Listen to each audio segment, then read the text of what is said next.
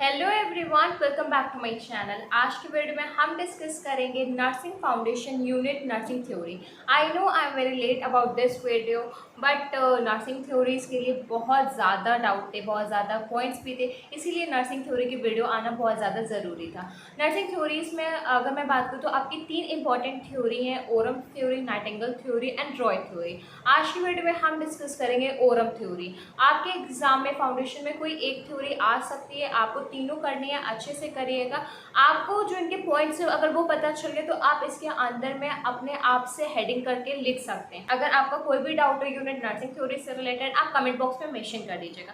So without wasting our time, let us start. Orem theory. Orem theory आपकी Elizabeth Orem ने दी थी। ये अमेरिका में रहते थे। इन्होंने नर्सिंग थ्योरी भी आपकी अमेरिका में ही थी तब उन्होंने ये थ्योरी को इंट्रोड्यूस करा था।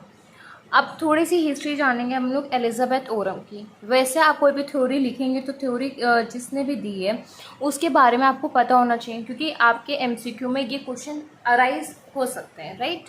तो आपको ये सब पता होना चाहिए। नर्सिंग थ्योरिस्ट जो थी ओरम, वो एलिजाबेथ ओरम कहाँ बॉर्न हुई थी? बाल्टीमोर में, मैरीलैंड में।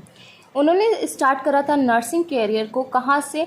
प्रोविडेंस हॉस्पिटल में, और वो स्कूल ऑफ नर्सिंग था वॉशिंगटन डीसी में। उन्होंने रिसीव करा diploma in nursing and also done BSN and MSN of Catholic university America. तो ये आपकी क्या है, एक ओरम की मतलब जो एलिजाबेथ ओरम है उनके बारे में है कि वो कहाँ से थी, उन्होंने क्या क्या अपने स्टडी से रिलेटेड करा, कहाँ कौन से कॉलेज से करा, ये सब चीज़ें स्टार्टिंग की। नेक्स्ट, ये आपके लिए इंपॉर्टेंट है इसलिए मैंने ब्लू पेन से मार्क कर दिया है। जो ओरम थ्योरी है वो मेनली आपके सेल्फ केयर डेफिसिट के ऊपर है। नेक्स्ट अगर मैं बात करूँ तो ओरम ने आपके 3 रिलेटेड पॉइंट दिए थे थ्योरी से। ये ही आपके 3 इंपॉर्टेंट पॉइंट्स है जो आपको पूरे ओरम थ्योरी में बताना है। तो आपके में कभी भी एग्जाम में आएगा तो 5 मार्क्स में ओरम थ्योरी आएगा।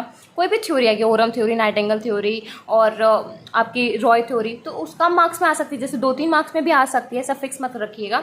उससे ज़्यादा मार्क्स ही नहीं आएगी, 5 मार्क्स से ज़्यादा की आपकी ये थ्योरी नहीं आएगी।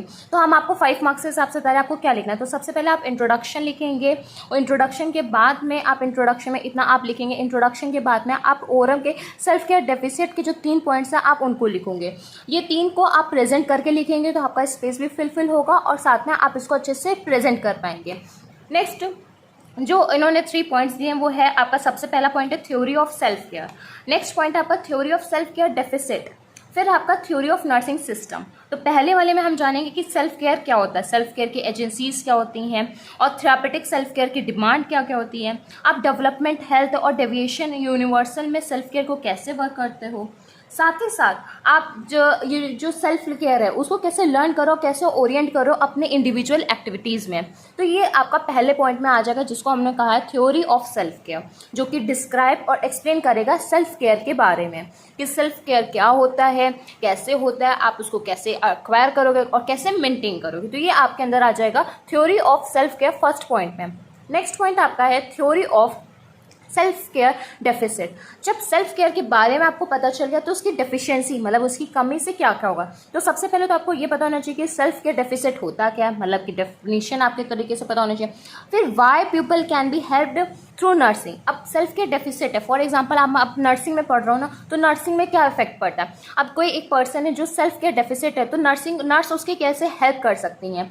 तो आप इसके अंदर पढ़ोगे जो थेरापेटिक सेल्फ केयर डिमांड होती है, जो सेल्फ केयर एजेंसीज होती हैं जो नर्सिंग को क्या करती हैं, प्रोवाइडेड रहती हैं। तो वो चीज़ आप किस में पढ़ोगे, theory of self care deficit, that is point 2। Next point है आपका थ्योरी ऑफ नर्सिंग सिस्टम। ये आपको रिलेशनशिप के बारे में बताएगा जो एक नर्स मेंटेन करेगी थ्रू द प्रोसीजर। मतलब कि आपको नर्सिंग एजेंसी के बारे में बताएगा, आपको वॉले कंपेंसेंट्री बताएगा, पार्टली कंपेंसेंट्री बताएगा और सपोर्टिव एजुकेशन बताएगा। ये सारी चीज़ आपके पॉइंट 3 में आ जाएगी। वो आपका है थ्योरी ऑफ नर्सिंग सिस्टम। मैंने एक ओवरव्यू आपको कर दिया है, आपको क्लियर हो गया होगा कि क्या है। अब हम डिस्कस करेंगे बुक से। तो सबसे पहले अगर आपके एग्जाम में आता है 5 मार्क्स में, तो सबसे पहले आप क्या लिखेंगे, इंट्रोडक्शन लिखेंगे ओरम थ्योरी के बारे में। इंट्रोडक्शन के बाद में डेफिनेशन लिखेंगे ओरम थ्योरी की, फिर उनके 3 पॉइंट्स लिखेंगे और इसको प्रेजेंट करेंगे। फिर तीनों पॉइंट्स को आप हेडिंग करेंगे। हेडिंग करने के बाद में 1-1 को एक को मतलब एक्सप्लेन करेंगे, 1 by 1 एक्सप्लेन करेंगे। 3 पॉइंट आपको मैंने बता दिए, पहला पॉइंट, दूसरा पॉइंट, तीसरा पॉइंट। हेडिंग डालने के बाद पहले आप खुद की लैंग्वेज में एक्सप्लेन करेंगे, मैंने सिंपली जैसे आपको एक्सप्लेन कर रहा अभी इस लाइन्स में उस तरीके से। फिर आप बुक के लैंग्वेज लिखेंगे जिससे आपका 5 मार्क्स का होगा, तो ये सारी चीज़ें आपकी फुल कवर कर देंगी। नेक्स्ट आपके लिए इतना ही इंपॉर्टेंट है ओरम थ्योरी के लिए। अब हम डिस्कस करते हैं बाई वन पॉइंट। सबसे पहला पॉइंट है आपकी थ्योरी किस पे, सेल्फ केयर पे। तो सेल्फ केयर सबसे पहले तो आपको पता होनी चाहिए कि कैसे एक्टिविटी आपके इंडिविजुअल में ओरिएंट करती है। अब एक बात बताइए, जैसे कि आप पर्सन हैं, आप अपने बारे में क्या सोचते क्या नहीं सोचते, वो बात आपके लिए बात में बात आती है। आपके लिए ये पहली चीज़ आती है कि सामने वाला क्या हमारे कैसे थॉट्स रखता है, हमारे लिए उसकी क्या परसेप्शन है, ये चीज़ें आती हैं। क्यों? क्योंकि आपने कहीं ना कहीं अपने बिहेवियर को इस तरीके से ओरिएंट कर रखा है। तो सेम एज आप अपने बिहेवियर में ही एक चीज़ और ओरिएंट करेंगे, एक चीज़ और ऐड ऑन करेंगे, उसको हम लोग कहते हैं सेल्फ केयर। अब इसमें हम लोग अपनी लाइफ की सिचुएशंस को कॉन्क्रीट करेंगे, जिससे हमारा जो भी सेल्फ और इन्वायरमेंट होगा वो रेगुलेट फैक्टर्स की तरह अफेक्टेड रहेगा। अब आपकी लाइफ में बहुत सारे चीज़ें आने और जाना बना रहेगा, जैसे कि इन्वायरमेंट रेगुलेशन रहता है, तो साथ ही साथ जब सेल्फ केयर करोगे तो आपका इंटरेस्ट फंक्शनिंग भी इम्प्रूव होगी, लाइफ की, हेल्थ की और वेलबींग की। सेल्फ केयर आपको एक एक्सप्रेशन देता है कि कैसे आपको अटेन करनी है चीज़ों को, आपको इंगेज रखता है आपको अपने ही आप में। साथ ही साथ सेल्फ केयर में आप अपने एक्शंस को कंसिक्यूट करते हो, तो ये सारी चीज़ें आपके अंदर सेल्फ केयर में आएंगी। नेक्स्ट, सेल्फ केयर के भी अंदर आपके 3 पॉइंट्स आते हैं। सेल्फ केयर में सबसे पहला यूनिवर्सल सेल्फ केयर रिक्वेस्ट, और नेक्स्ट आपका है डेवलपमेंट सेल्फ केयर रिक्वेस्ट, और नेक्स्ट आपका है health deviation self care request. तो अब आप जब सब पॉइंट्स लिखोगे सेल्फ केयर के अंदर में, तो सबसे पहला पॉइंट आपको बताया गया है यूनिवर्सल। ये कॉमन है सारे ह्यूमन बींग्स के लिए। मतलब कि अब यूनिवर्सल का मतलब क्या होता है, जैसे एयर है, वाटर है, फूड है, एलिमिनेशन है, एक्टिविटी है, एक्टिविटी में जैसे रेस्ट है, पेन है, या फिर सोशल इंट्रैक्शन है, कोई हजार्ड्स है, तो ये सबके लिए यूनिवर्सल है, हर एक ह्यूमन बींग के लिए कॉमन है। मतलब भूख लग, हंगर, थर्स्ट, वही भूख प्यास लगना हमको है तो आपको भी है, तो एक ये क्या चीज़ है, एक यूनिवर्सल है।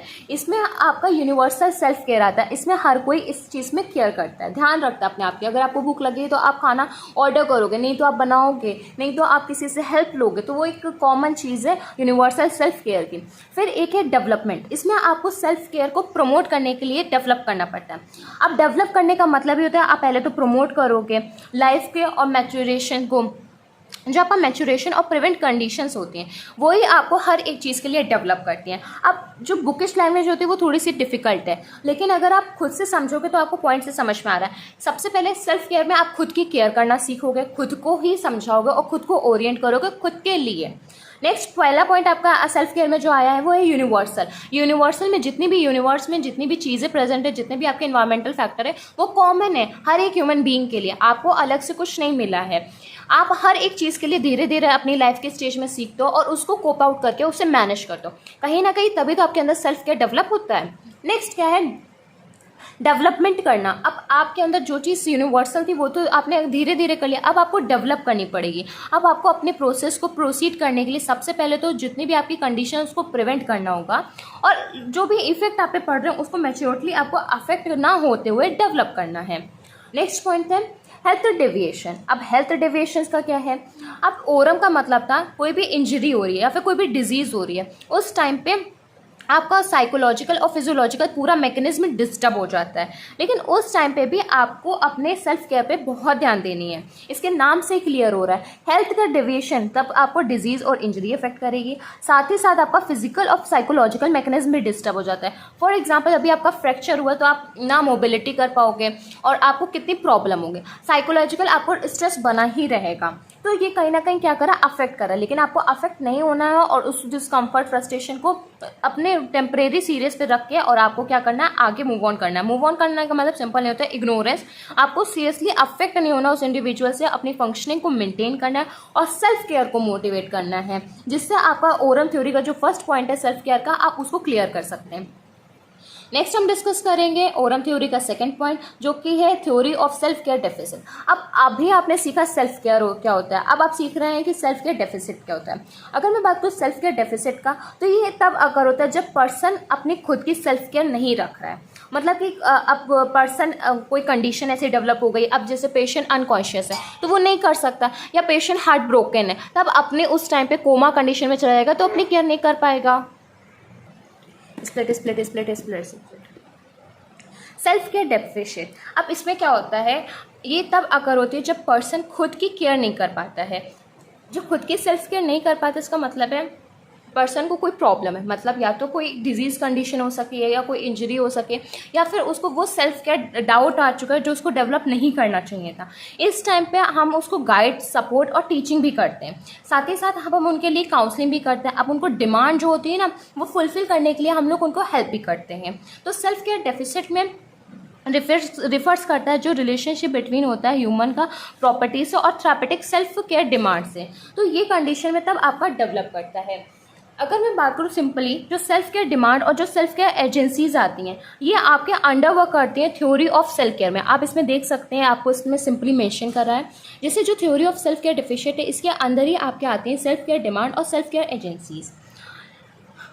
सबसे पहले इसके अंदर सब हेडिंग आएगी आपकी नर्सिंग एजेंसी। ये एक कॉम्प्लेक्स प्रॉपर्टी में रहेगी, ये पर्सन को एजुकेट करेगी और ट्रेन करेगी एज अ नर्स।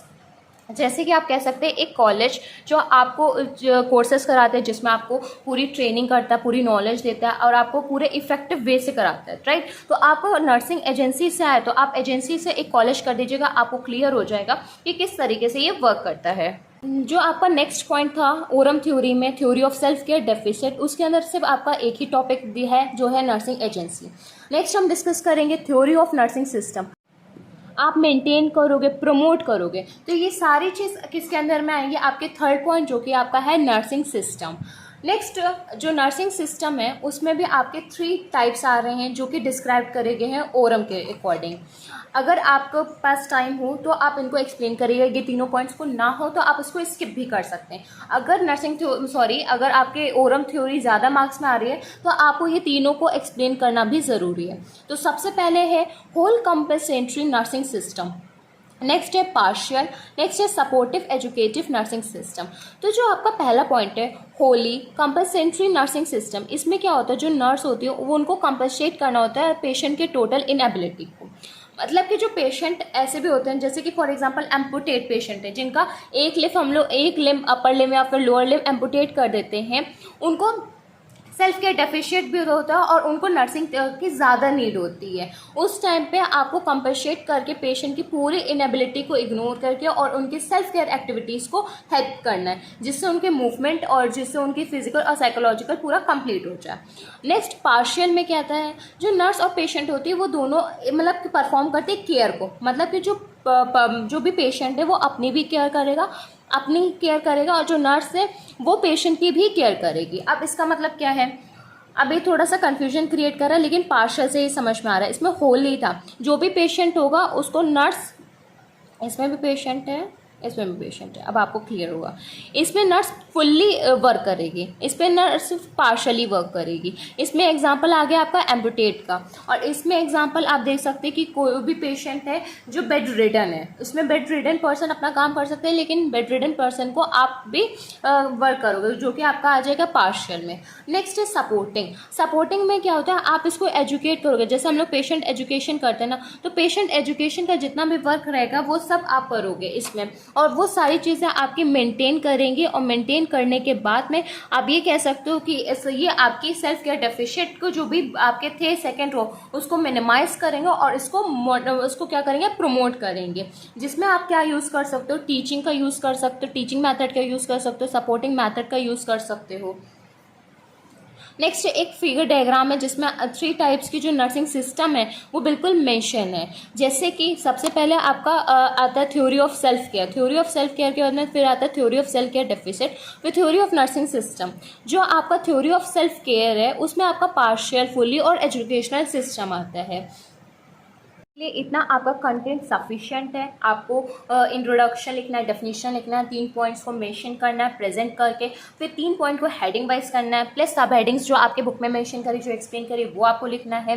फिर आप जो लास्ट में चार्ट दिखाया गया है जो आपके बुक में मेंशन है, आप उस तरीके से भी प्रेजेंट कर सकते हैं। इतना कंटेंट आपके लिए सफिशिएंट है ओरम थ्योरी के लिए। ओरम थ्योरी से रिलेटेड कोई भी डाउट हो कमेंट बॉक्स में मेंशन कर दीजिएगा। नेक्स्ट हम डिस्कस करेंगे Nightingale theory and Roy theory. अगर ये वीडियो अच्छी लगे तो प्लीज़ वीडियो को लाइक कर लीजिए, चैनल को सब्सक्राइब कर लीजिए। Thank you.